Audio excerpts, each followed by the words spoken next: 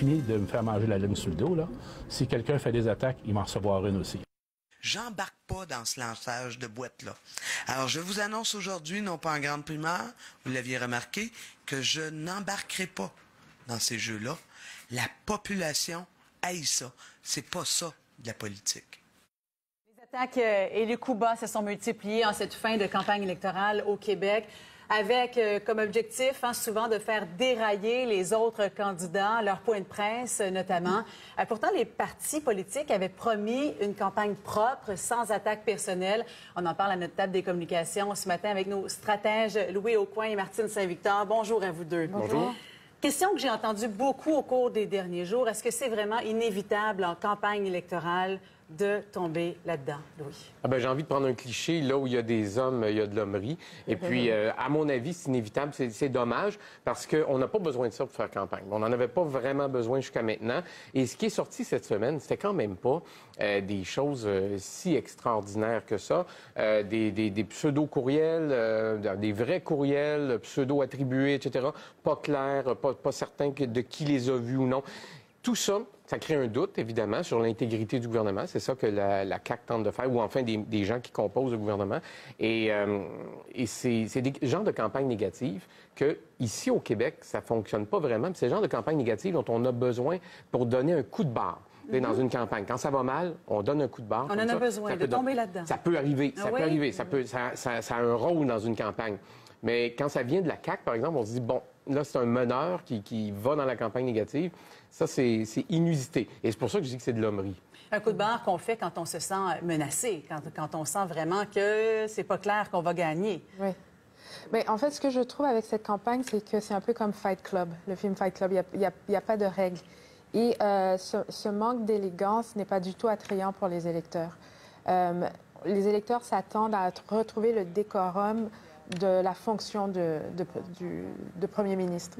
Et c'est ce qu'on n'a pas retrouvé. Et comme vous dit, c'est pas du tout intéressant pour les électeurs et surtout, c'était pas nécessaire. Au départ, on avait vu Jean-François Lisée plus rassembleur avec son appel aux autres chefs concernant la gestion de l'offre. Ouais. Et ensuite, les attaques ont commencé contre Manon Masson. On dirait que c'est à ce moment-là que tout a basculé, que tout le monde s'y est mis finalement, Louis. Oui, bien, il y a eu un tournant à un moment donné. Mais dans le fond, là, il y avait un pari de Philippe Couillard dans cette campagne-là, c'était de commencer plus tôt. Et le pari, c'était de se dire, bien, François Legault, il va être son propre adversaire, puis il va faire des erreurs, il va glisser, puis ça va nous donner le temps là, de le faire glisser. Ça se passe pas tout à fait comme ça.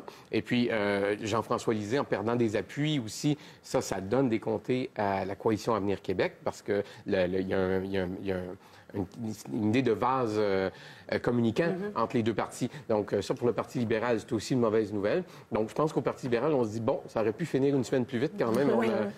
On a beaucoup parlé de cette semaine de trop, finalement, au cours des derniers jours. Beaucoup d'observateurs ont parlé de ça. Donc, l'impact sur les électeurs, vous l'avez dit, Martine, les gens ne veulent pas nécessairement ça. Mais là, on sent vraiment un changement de ton. Puis, je vais vous faire écouter un extrait de la part des chefs qui ont eu la question des journalistes hier en journée. Qu'est-ce que vous allez faire si vous ne gagnez pas? J'ai pas d'autre scénario qu'une victoire électorale pour mon parti. Moi, j'envisage qu'un gouvernement majoritaire de la CAQ lundi soir. Alors là, la stratégie, on la sent, c'est de se montrer confiant et qu'il n'y a pas de plan B, Martine. Oui, mais ça, c'est une question classique. Donc, certainement, c'est une question à laquelle ils ont répondu devant leur miroir plusieurs fois. On a vu le premier ministre Couillard très scotché sur sa réponse, c'est-à-dire n'envisageant même pas la défaite. Et c'est un peu la même chose avec M. Legault, mais c'est la question classique de fin de campagne. C'est évident, on ne veut pas répondre. Est-ce qu'on va rester, est-ce qu'on va partir? François Legault, on l'a fait plusieurs fois quand même, qui est en campagne avec la coalition. Puis là, est-ce qu'il va y aller pour une prochaine fois? Est-ce que ses militants vont le laisser aller? Même chose pour M. Couillard.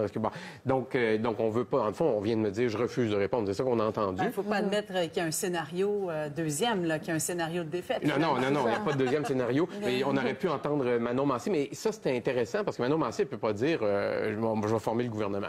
Donc, mais elle a tenu, elle est restée quand même en dehors de la campagne de salissage le plus possible. Elle en a été victime. Et vous voyez, c'est payant, ça, quand même. Parce qu'on voit là maintenant que Québec solidaire a presque doublé ses appuis, on pourrait dire à peu près. Donc, et puis ça, c'est beaucoup dû à la personnalité de Manon Mancé. Il y a même des gens qui m'ont dit, j'allais voter pour que tel parti, par exemple, qui n'était pas Québec solidaire. Ils disaient, on est tellement certain que ce candidat-là va passer que... Et puis j'aime tellement Manon que j'ai quand même voté pour Manon. Et on dit, mais ils n'ont pas voté pour Québec solidaire, ils ont voté pour Manon. Donc, peut-être que la stratégie de ne pas se lancer trop debout, bien, ça peut être payant aussi. Ça peut être payant, effectivement. Et ça reflète très bien le fait qu'on donne plus d'importance au style qu'à la substance. Ah ben. Et, parce que c'est vrai, parce qu'il n'y a pas eu on n'a pas examiné à la loupe le programme de Québec solidaire. On s'est vraiment attardé à la personnalité et l'exemple que tu viens de le donner l'illustre très bien. Et en plus, ce qui se passe, c'est qu'avec la multiplication des outils de communication, ces outils-là donnent la priorité à l'image et moins au contenu. Donc, c'est vraiment le style au lieu de la substance. Ce qu'a dénoncé beaucoup Jean-François Lisée, la partie gratuite donnée à Manon Mancé puis à Québec solidaire. Alors voilà, ça fait le tour pour ce premier sujet de la table des communications.